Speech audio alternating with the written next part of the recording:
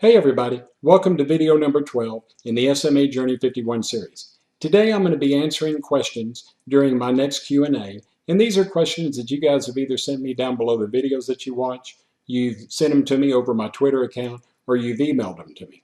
Now remember, if you want some anonymity and you don't want me to use your name or your personal information, make sure that you send your questions through my email account because I can hide your name and your personal information. If you send me a question down below the video, not only can everybody view the question that you sent, but they can also see the response to your question from me. So again, if you want some anonymity, send your questions through my email account. Also, remember that if I can't answer these questions off the top of my head, that I'm having to do my own research over the internet. I don't have a team of doctors that I can call or that work for me. So again, I'm having to do the research on my own, and I'm trying to do as good of a job as I can to get you truthful information. But everybody knows that not everything on the internet is going to be as truthful as what we would like it to be. So if I do send you a response, or if I do answer your question and it's not correct and you find the correct answer, make sure that you send it to me so I can share it with everybody else. So let's get started. What you're seeing on your screen right now is the first question that was sent in by a subscriber to my YouTube channel. And it goes on to read, you said that you will take Spinraza, but do you actually need to pay that much, or is there another way to pay less? Now, Cure SMA hosted their second webinar on Tuesday, February the 14th of this week, and they did a great job with regards to answering questions that many of us had. And this is one of the questions that they tried to answer. Their response to this question was that this is probably going to be an insurance issue because not many of us are going to have $750,000 to pay out of pocket for the first year and then $350,000 for every year after that we remain on the Spinraza treatment. So if you don't have the money to pay for it out of pocket, this is definitely going to be an issue that insurance is going to have to answer. Now, also remember that SMA is considered an orphan disease. And what an orphan disease is that there may not be as many people with SMA as there are other diseases within the United States. Hepatitis C has millions and millions of people that are afflicted with it. So the cost of the drug is spread over a larger group of people.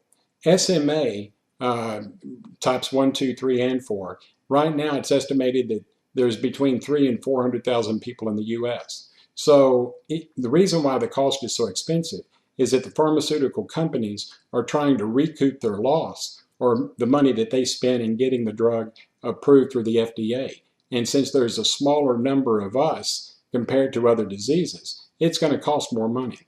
Now, with the amount of time that's going to be involved in the treatment, and since other people are going to be diagnosed with SMA between now and the start of this treatment, you can see the cost will eventually go down, but for the most part, it is going to remain an exorbitantly high expense. So again, insurance companies are going to have to wrap their teeth around this, and most of them are waiting until there's more data before they actually approve treatment.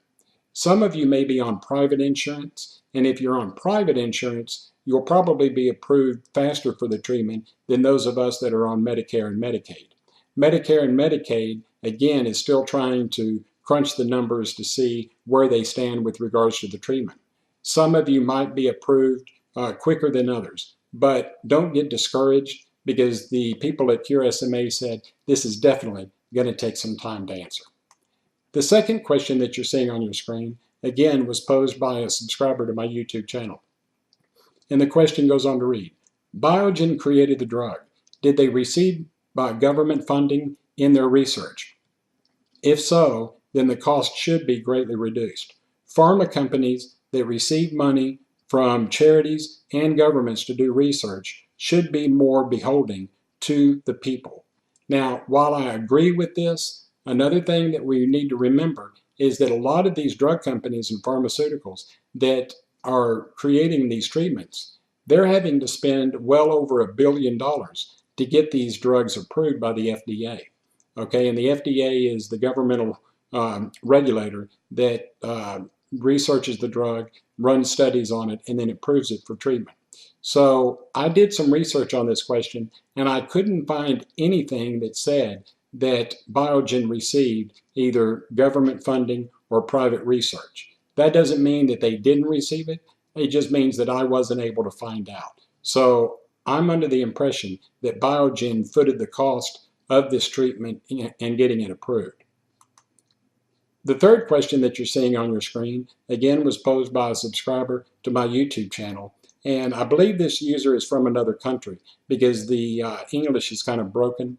But it goes on to read, my daughter is 12 and she has SMA type 3. She is already on another drug trial. Would she still be able to get this treatment? So my understanding of the question is that even though his 12-year-old daughter is on a trial drug for SMA, he's wanting to know whether or not she can also be approved for the Spinraza treatment. This is a question that you're really going to have to pose to the doctor that's doing the trial drug. Most of the trials are considered what they call double-blind studies, which means that the doctor and even the research company doesn't know who's on the actual drug or whether or not they're on the placebo. So I would sit down with your doctor because they should at least know what drug that she's possibly taking. And one of the things that my inclination would say that the answer is going to be no, that she's not going to be allowed to do both, only for the reason that they don't want these two drugs to counteract each other. Now, this is just my estimate, and I've done research on it over the internet, but I really couldn't find anything. So I'm just going with my own gut feeling. If they know what drug she's taking, then they may be able to do their own research to see if these two drugs will counter each other. But they don't want one drug to do one thing and then Spinraza to counteract the trial drug that she's on. So again, make sure that you sit down with the doctor and talk to him or to her and find out their opinion. Question number 4 was posed by somebody who sent me an email, and that's the reason why I've hidden their personal information. It says, did you read about genetic therapy drug for SMA? Now, I know that in a lot of countries, such as Switzerland, Germany, Australia, they're doing a lot of research with regards to not only genetic therapy, but they're also doing stem cell research.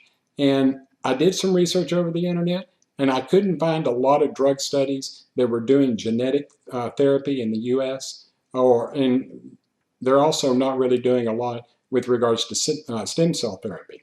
But in other countries, they are. But what I did find was that there are a lot of problems that are caused by genetic therapy. I read an article where there were multiple children in Germany that were doing a genetic therapy for a certain disease. And while the genetic therapy helped the disease that they had, it also caused many of them to go into renal failure, and a lot of them suffered major organ shutdown in their body, and quite a few of them ended up passing away.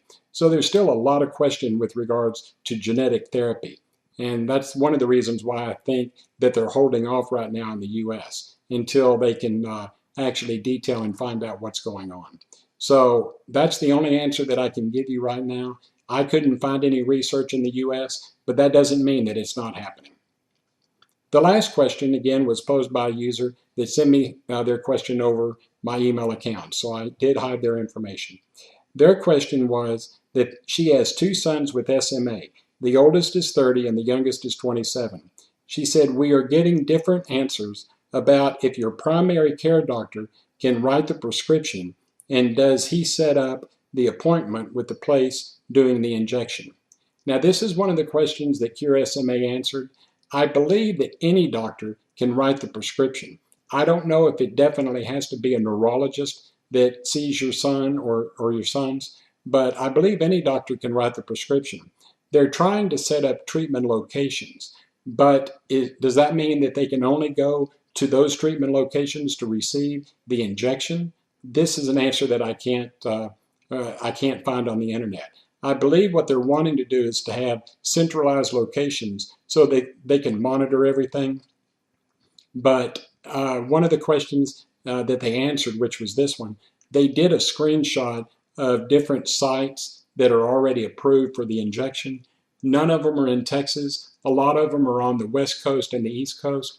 But more and more sites are being located and defined each and every day. So if there's not a site in your area, you should have one by the time your sons are available or ready to actually take the Spinraza treatment. Like I said, Cure SMA hosted their second webinar on Tuesday, February 14th. And if you didn't get to see the webinar live, the link will become available as soon as they produce their video. And when the link is available, I'll put it down in the description field of video number 11, because that's the video I did where I recap the webinar itself. So again, when it becomes available, I'll put it down in the description field of number 11, and I'll also send out a tweet and an email letting everybody know that it is available for you to watch. Hey guys, I hope you enjoy watching these videos as much as I do producing them. I'm trying to get you the answers that you need.